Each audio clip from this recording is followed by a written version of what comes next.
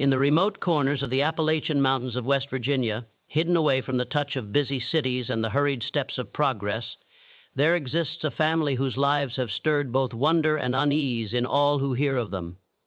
They are called the Whittakers, and their story is one not told in the polished tones of triumph, but in the hushed whispers of isolation, hardship, and the strange turns of bloodlines kept too close.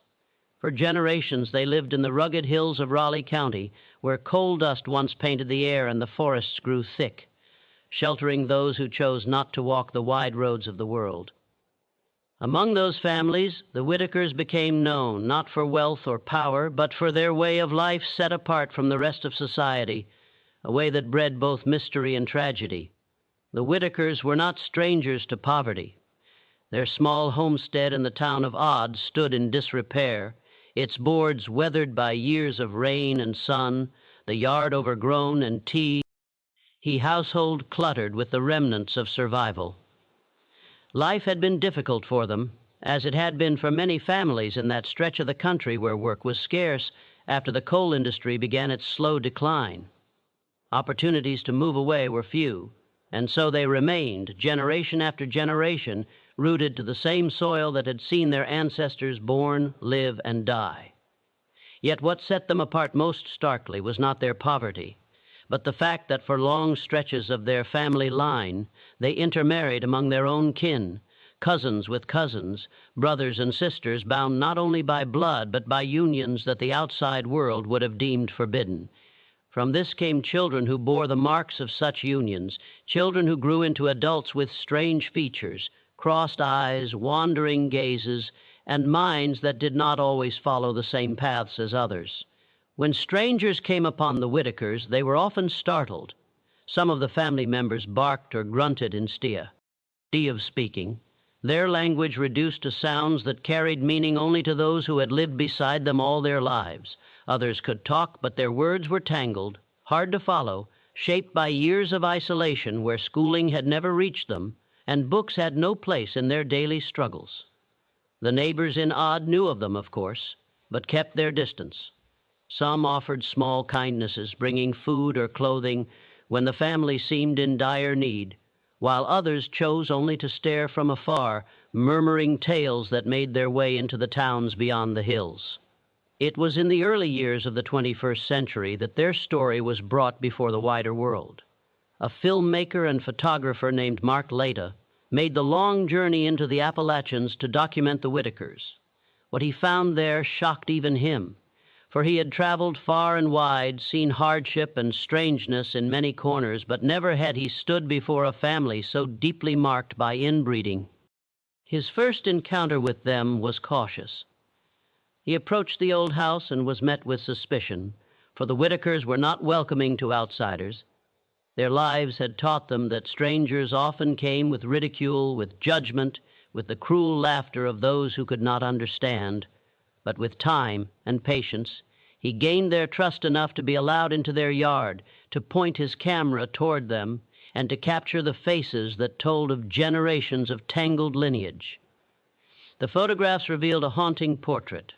There was Betty, one of the family's most recognizable figures, who carried herself with a simple dignity despite the hardships she had known.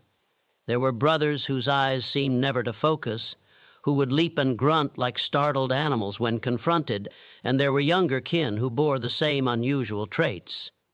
Their house was bare, filled with scraps and little more than the essentials to get by.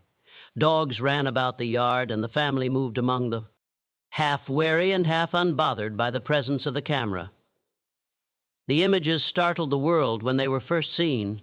Many who looked upon them found it hard to believe such lives still unfolded in the modern age of America, but there they were, a family bound by secrecy, by poverty, and by the heavy shadow of their own bloodline. The tale of how the Whittakers came to be as they are is buried in the fog of forgotten years. In those hills, families often kept to themselves. Travel was not easy, and isolation was both a curse and a shield. In the days when the nearest town might have been a day's walk, and when neighbors were often kin, marriages within families became less uncommon. Among the Whittakers, it became a pattern that endured for longer than among others. Cousins married cousins, and the children who were born from such unions were left to inherit not only the poverty of their parents, but the fragile and often broken marks of generations of inbreeding. It is said that so. Many of the family members had parents DG meant. The wider telling of their story brought both sympathy and criticism.